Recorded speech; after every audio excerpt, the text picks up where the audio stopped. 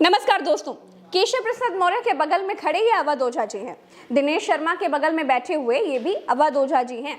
अवध ओझा sir teacher हैं। Reel में तो आपने इन्हें देखा ही होगा।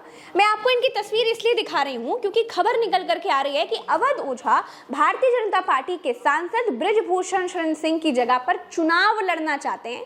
खबरें तो यहाँ तक निकल करके आ रही हैं कि यूपी के बड़े नेताओं से सोर्स लगवाकर दिल्ली में डेरा जमाने के लिए तैयार हो गए हैं अवध ओझा। खबर निकल करके ये भी आ रही है कि कैसरगंज सीट से बृजभूषण सिंह का टिकट कट सकता है, लेकिन बृजभूषण जी इस बात पर टिके हुए हैं कि उनका टिकट कोई काट ही नहीं सकता है। कौन काट रहा है उसका नाम बताओ। काटोगे आप? नहीं, सोशल मीडिया में काफी काम चल रहा है। काटोगे आप? आपका नाम नहीं उसमें काटोगे? देखिए, टिकट तो दिल्ली से ही मिलता है और दिल्ली से ही कटता है, लेकिन कैसरगंज से अवध ओझा का नाम बहुत ज्यादा चर्चा में है। मोटिवेशनल स्पीकर अवध ओझा अचानक से उत्तर प्रदेश में बहुत एक्टिव हो गए हैं।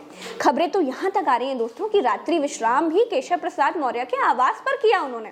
इतना ही नहीं, अवध ओझा ने राज्यसभा सांसद और पूर्व डिप्टी सीएम दिनेश शर्मा से मुलाकात करने के बाद वो सीधे अमौसी एयरपोर्ट पहुंचे और खबर ये भी आ रही है कि अब वो दिल्ली दरबार में दिग्गजों से मुलाकात करेंगे ताकि कैसरगंज से उनको हरी झंडी मिल जाए।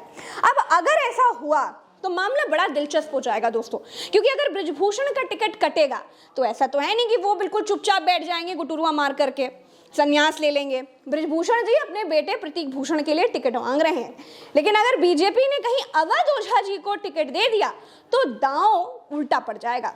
बृजभूषण क्या करेंगे ये देखना भी बड़ा दिलचस्प होगा।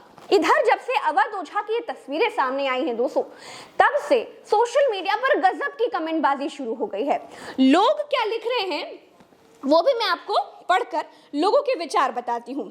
संजीत कुमार जी हैं ट्विटर पर, एक्स पर लिखते हैं, जरूरी नहीं है कि शिक्षक और कवि के चोला ओढ़कर हर व्यक्ति सच में वह शिक्षक और कवि ही होगा। वह किसी राजनीतिक दल का एजेंट भी हो सकता है। ऐसे गुरु से बचकर रहना चाहिए।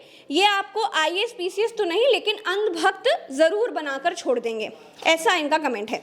एक है इंजीनियर सतीश गौतम, ये भी एक्स पर लिख रहे हैं, अवध ओझा सर, आप तो भीम आर्मी चीफ को प्रधानमंत्री बना रहे थे, लेकिन आज ऐसा क्या हुआ जो आप बीजेपी में शामिल हो गए? भैया सतीश जी खैर बीजेपी में शामिल नहीं हुए हैं, अभी तो सिर्फ तस्वीरें निकल करके आ रही हैं, कयास लगाए जा रहे हैं, आप तो पीछे ही पड़ गए।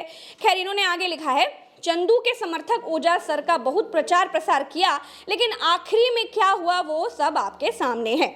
सुरेश कुमार यादव हैं, एक्स में लिखते हैं, आईएएस की तैयारी कराने वाले अवध ओझा सर दिल्ली तलब किए गए हैं।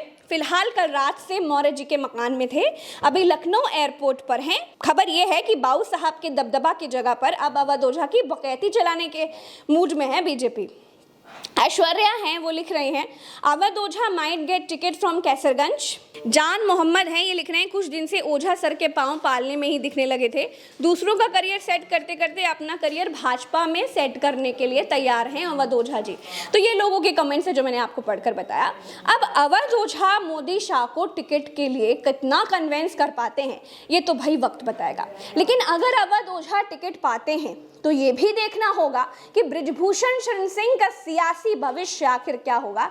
अभी के लिए इतना ही, चलते हैं, नमस्कार।